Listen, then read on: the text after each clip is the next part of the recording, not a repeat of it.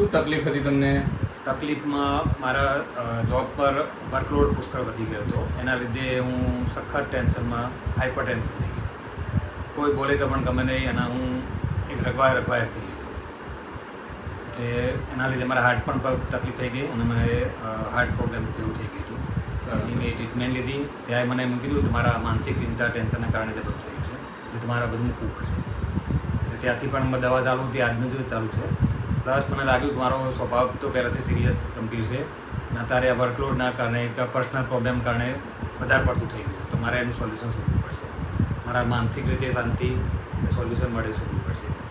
એવામાં મારા મિસિસ જે અહીં ચાલુ હતી આપણે દવા, એમને મને કહ્યું તમે એકવાર અહીં મળવા આવો સાહેબ.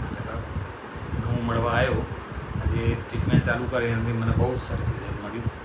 એકદમ શાંતિ સમાધિ હતી.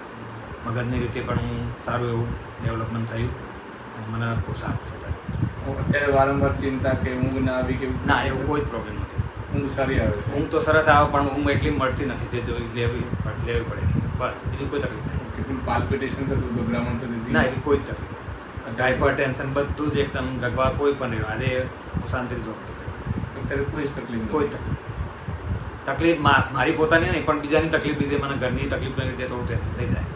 કારણ કે એ ઘરમાં ક્યાં કોઈ તકલીફ થાય તો એ આપણને છેવટે આપણા ઉપર જવાનું એના લીધે. તમારી પર્સનલ પર્સનલ ગભરામણ હતી, પ્રોબ્લેમ હતો, ઊંઘ નહોતી આવતી, ચિંતા હતી, તણાવ હતું? મારી પોતાની કોઈ તકલીફ નથી. બહુ સરસ.